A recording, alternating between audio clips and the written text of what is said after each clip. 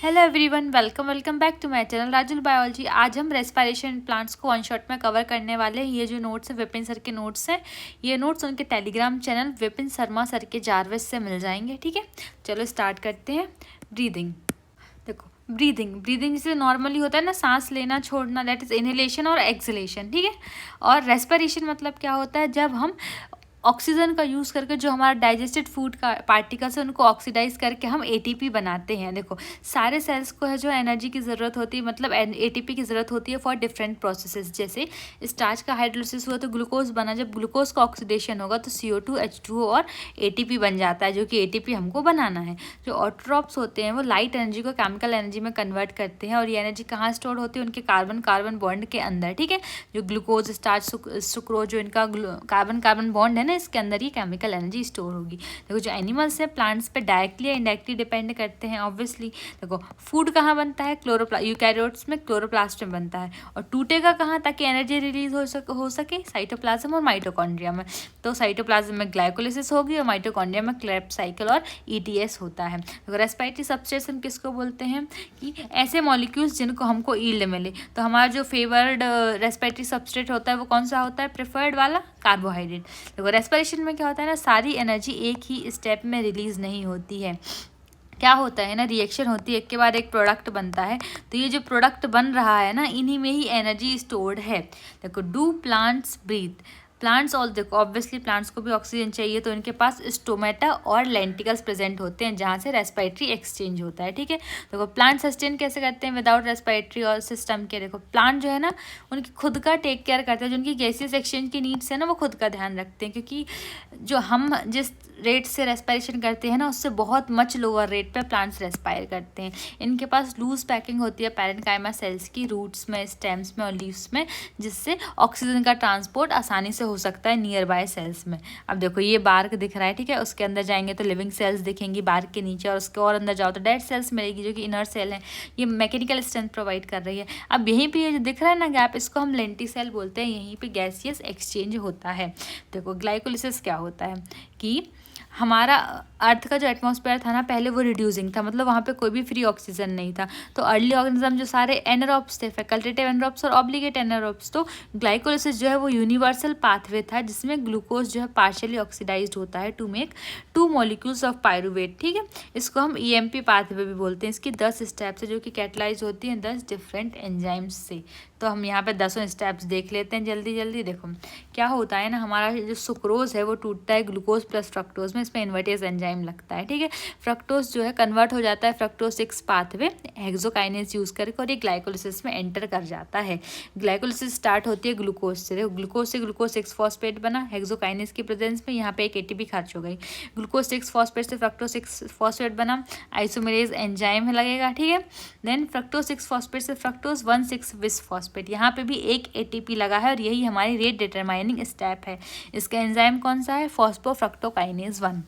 अब जो fructose 1,6 bis phosphate है, इससे ग्लिसरॉल्डिहाइड 3 फॉस्फेट और डाईहाइड्रोक्सी एसीटोन फॉस्फेट बनता है, जो कि आपस में इंटरचेंजेबल होता है आइसोमेरेज एंजाइम्स के साथ। ठीक है, अब ये जो रिएक्शन हुई यहाँ पे एल्डोज लगा है। फाइनली अभी तक ना एक मॉलिक्यूल ही लग रहा था, अब यहाँ से ये जो है इसमें ही कन्वर्ट हो जाएगा और हमारे पास 2 मॉलिक्यूल्स हो जाते हैं। तो ग्लिसरॉल्डिहाइड 3 फॉस्फेट से 1,3 बिस फॉस्फोग्लिसरिक एसिड बनेगा। यहाँ पे हमारे पास NADH प्लस H+ बनता है। अब इससे दो बाद में जाएंगे तो हम 3 PGA बन जाएगा। PGA मीन्स फॉस्फोग्लिसरिक एसिड, यहाँ पे एक ATP रिलीज हुई, फिर 3 से 2 बन जाता है। ठीक है, 2 PGA, देन फॉस्फेनॉल पायरुवेट बनता है, फाइनली पायरुविक एसिड बन जाता है। ठीक है, और यहाँ पे भी एक ATP बनती है। हमको क्या पता चल रहा है, इस लाइन के ऊपर वाले जितने भी है ना ये प्रिपरेटरी फेज होता है, जो लाइन के नीचे है वो पे ऑफ फेज बता रहा है, मीन्स ऊपर ATP यूज हुई है और नीचे ATP बनी हुई है। अब यहाँ जो ग्लूकोज 6 फॉस्फेट पे ये जो फॉस्फेट मॉलिक्यूल है ये चार्ज है। ये किस चीज़ में मदद करेगा, it helps in trapping glucose inside the cell as charge molecules can not pass through cell membrane. देखो अब ये चार्ज हो गया ना, अब क्या है जो ग्लूकोज ना वो सेल के बाहर नहीं जा पाएगा। ठीक है, अब चलो देखते हैं कितनी गेन हुआ एटीपी का ग्लाइकोलिसिस में। देखो ग्लूकोज 6 फॉस्फेट बना, 1 एटीपी खर्च हुआ।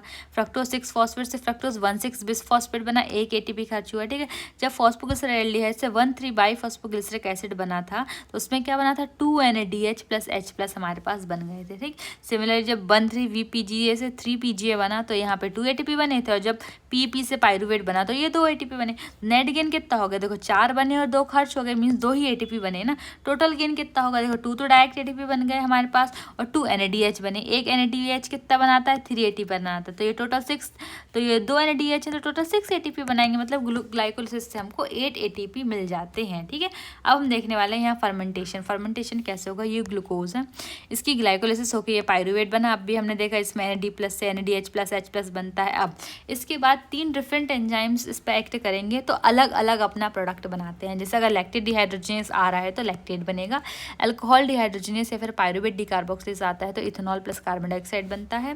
पायरुवेट डिहाइड्रोजनेस अगर आता है तो acetyl coenzyme A plus CO2 बनता है। अभी जो एस्टाइल कोएंजाइम ए बना है ये क्रेब्स साइकिल में एंटर कर जाएगा। ठीक है, एरोबिक रेस्पिरेशन अब हम किसको बोलते हैं, देखो इसमें है ना कंप्लीट ऑक्सीडेशन हो जाता है ग्लूकोज का। तो ये शुरुआत होगी किससे, देखो ऑक्सीडेटिव डिकार्बोक्सिलेशन या लिंक रिएक्शन हम किसको बोलेंगे, जो हमारा पायरुवेट बना है ग्लाइकोलिसिस से।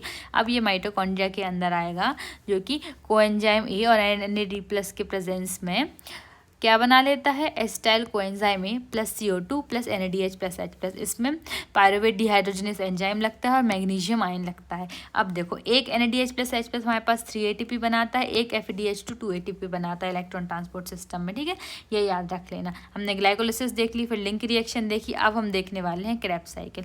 तो क्रेब्स साइकिल को TCA भी बोलते हैं, TCA ट्राइकार्बोक्सिलिक एसिड साइकिल, और सिट्रिक एसिड साइकिल भी बोलते हैं।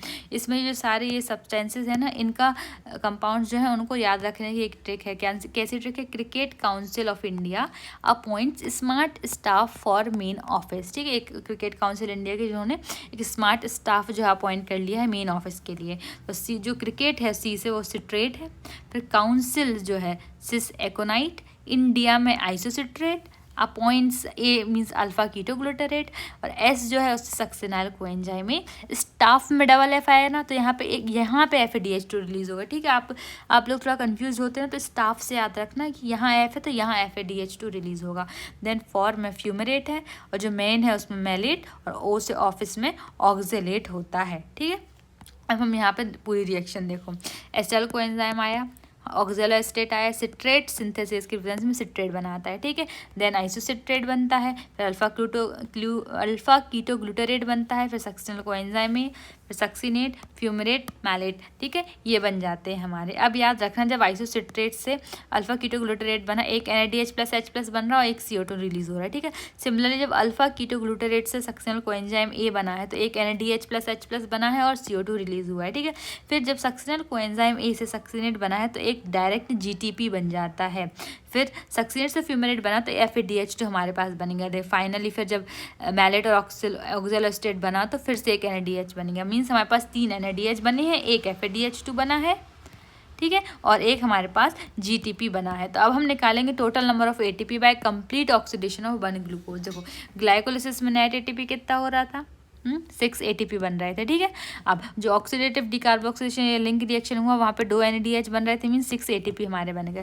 ट्राइकार्बोक्सिलिक एसिड साइकिल ये ना 2 टाइम्स होती है। ठीक है, तो एक बार में तो हमारे पास 3 NADH और एक FADH2 और एक GTP बना था। ठीक है, ये 3 था, ये 2 था, एक ये था, दुगनी कर देंगे साइकिल तो ये दुगना बन जाएंगे। तो टोटल 18 ATP, 2 FADH2 से 4 ATP और 2 GTP हमारे बन जाएंगे। अब हम टोटल करेंगे तो हमारे पास 38 ATP हो गए हैं। ठीक है, अब क्या होने वाला है, इलेक्ट्रॉन ट्रांसपोर्ट सिस्टम। मीन्स अभी जो NADH और FADH2 बने हैं उनसे हमको इलेक्ट्रॉन्स ATP भी तो बनाने हैं ना, तो हम कैसे बनाएंगे। देखो जो NADH प्लस H+ और FADH2 है वो ऑक्सीडाइज होते हैं ETS से, हाइड्रोजन से और इलेक्ट्रॉन से। ठीक है, क्या होता है ये ऑक्सीजन के पास जाएंगे और जाके वाटर बना लेंगे। तो एक हाइड्रोजन के पास क्या क्या होता है, हाइड्रोजन एटम के पास एक हाइड्रोजन आयन होता है, एक इलेक्ट्रॉन होता है, इतना सबको ही पता है। अब जो ETS हम पढ़ेंगे उसमें ना 5 कॉम्प्लेक्स होने वाले हैं। फर्स्ट कौन सा है, NADH dehydrogenase complex, second succinate dehydrogenase, third is cytochrome BC1 complex, fourth is cytochrome C oxidase या फिर AE3 complex, fifth is ATP synthase. ठीक है, जो कॉम्प्लेक्स 1 है उसके पास FMN है, कॉम्प्लेक्स 2 के पास FAD है। FES जो है वो 1, 2, 3 तीनों कॉम्प्लेक्स में होता है। जो साइटोक्रोम C है कहाँ प्रेजेंट होता है, बिटवीन कॉम्प्लेक्स 3 एंड कॉम्प्लेक्स 4 के बीच में। जो कॉम्प्लेक्स 4 है उसके पास 2 कॉपर सेंटर्स हैं, ठीक है। और जो कॉम्प्लेक्स 5 है उसके पास F0 F1 पार्टिकल्स हैं। अब हम यहाँ से प्रॉपरली समझने वाले हैं इलेक्ट्रॉन ट्रांसपोर्ट सिस्टम, ठीक है। इतना समझना कि ये आउटर मेम्ब्रेन है, ये इनर मेम्ब्रेन है, ये मैट्रिक्स है, ठीक। अब दोनों मेम्ब्रेन की जो बीच की जगह है वो इंटर मेम्ब्रेन स्पेस है। इसमें जो हाइड्रोजन आयन का एक्युमुलेशन होता है वो इंटर मेम्ब्रेन स्पेस में होता है, ठीक है। क्लोरोप्लास्ट में कहाँ होता था, अंदर होता था ल्यूमेन में। माइटोकॉन्ड्रिया में कहाँ हो रहा है, इंटर मेम्ब्रेन स्पेस में हो रहा है, ठीक है। देखो ये कॉम्प्लेक्स 1 है, कॉम्प्लेक्स 3, कॉम्प्लेक्स 4, ठीक है। और फाइनली ATP सिंथेसिस 5, कॉम्प्लेक्स 5। अब ये हमको कॉम्प्लेक्स 2 यहाँ पे दे दिया है। देखो क्या होगा, जो हमारे NADH और FADH2 होते हैं ना, ये हाइड्रोजन आयन का ट्रांसपोर्ट कराते हैं, ठीक है। तो NADH जो हाइड्रोजन आयन है वो किस किस कॉम्प्लेक्स से जाएगा, देखो कॉम्प्लेक्स 1 से गया, सीधे याद रख लो, कुछ मत समझो, सीधे याद रखो, कॉम्प्लेक्स 1 से गया, कॉम्प्लेक्स 3 से गया और कॉम्प्लेक्स 4 से हाइड्रोजन आयन गया है, ठीक है। और 2 बार 4H+ जो है हमारा फ्यूमेरेट भी देता, मीन्स हमारा जो कॉम्प्लेक्स 2 है वो भी देता है। तो कॉम्प्लेक्स 2 से ना, कॉम्प्लेक्स 2 से भी हमारा ये देखो जुड़ता हुआ दिख रहा है ना, कॉम्प्लेक्स 2 से भी हमारे पास हाइड्रोजन आयन आते हैं, ठीक है। अब हाइड्रोजन आयन आए हैं, इलेक्ट्रॉन तो हमको ट्रांसपोर्ट कराना है। तो देखो ये NADH+, H+ NAD+ बना, इन्होंने इलेक्ट्रॉन रिलीज करा, FMN के पास गया, फिर FES, वहाँ से UBQ ने इलेक्ट्रॉन लिया, UQH2 बन गया, रिड्यूस हो गया ना, फिर आके अपना ये हाइड्रोजन आयन रिलीज कर देगा, इलेक्ट्रॉन पास ऑन कर देगा जो कि साइटोक्रोम B में जाता है, फिर FES, फिर साइटोक्रोम C1, फिर cytochrome C, then cytochrome C से कहाँ चला जाएगा, कॉपर A। ये 2 कॉपर सेंटर होते हैं कॉम्प्लेक्स 4 के पास, ठीक है। साइटोक्रोम A3 और फिर कॉपर B, ठीक है। ये हमारा यहाँ तक आ गया इलेक्ट्रॉन, और फाइनली जो है ऑक्सीजन एक्सेप्ट करके उसको वाटर बना लेता है।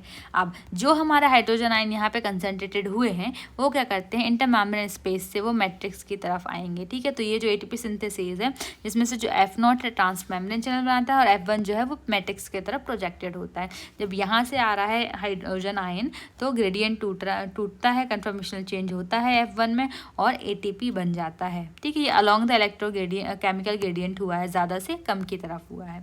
अब हम देखते हैं केमी ऑस्मोटिक हाइपोथेसिस। ये केमी ऑस्मोटिक हाइपोथेसिस तो हमने यही पढ़ ली, वो इलेक्ट्रॉन ट्रांसपोर्ट सिस्टम है, ठीक है। केमी ऑस्मोटिक हाइपोथेसिस में यही दिया है कि जो इंटर मेम्ब्रेन स्पेस में जो एक्यूमुलेशन हो जाता है ना हाइड्रोजन आयन का, ये कैसे एक्यूमुलेशन हो रहा है ये वही एक्सप्लेन करती है। देखो हमारे पास यहाँ पे एक्यूमुलेशन हुआ, 4H+ जो है वो 1 ATP बनाते हैं, ठीक है। 4H+ पास होंगे F0 F1 से तो 1 ATP बनाएंगे। जो F0 है मेम्ब्रेन के अंदर होता है और एक्ट करता है एज H+ चैनल।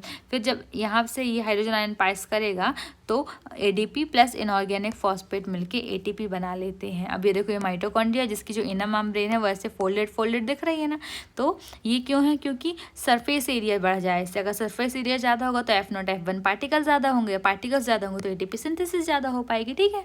अब जो F0 F1 पार्टिकल्स इनको हम ऑक्सीजोम भी बोलते हैं, ठीक है। और जो F1 पार्टिकल होता है मैट्रिक्स को फेस करता है, इतना हमको पता है।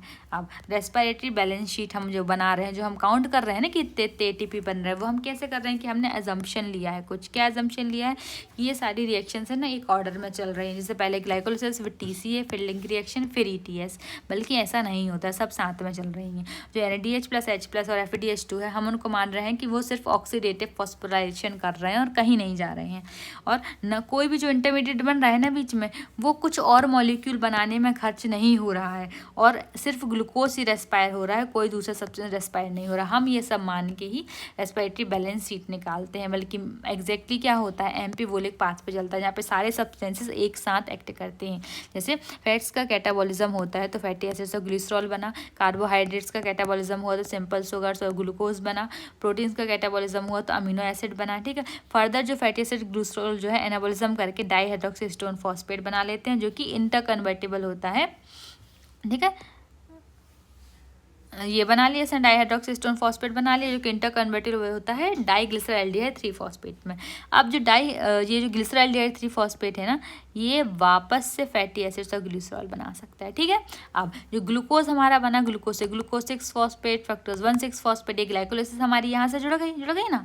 अब देखो जो अमीनो एसिड्स हैं वो मिलके यहाँ पे पायरुविक एसिड बना लेंगे, और देखो ग्लाइकोलाइसिस से फाइनली पायरुविक एसिड बन रही है, ठीक। और जो हमारा फैटी एसिड्स है ना वो सीधे हमारे एसिटाइल कोएंजाइम बनाएंगे। और पायरुविक एसिड से एसिटाइल कोएंजाइम ये तो बनता था, लिंक रिएक्शन में बनता था ना, और एसिटाइल कोएंजाइम में कहाँ जाता था, वो क्रैब्स साइकिल में चला जाता था। मतलब सारे जो जितने भी सब्सटेंट है, न्यूट्रिएंट्स हैं, ये सारे मिलके एक्ट कर रहे हैं। ठीक है, ये हमको आ गया समझ में। जैसे जो सिट्रेट है वो फैटी एसिड्स, फैट्स, कोलेस्ट्रॉल भी बनाता है। जो अल्फा ग्लूटाग्लूटेट है वो अमीनो एसिड्स, प्रोटीन्स, प्यूरिन्स।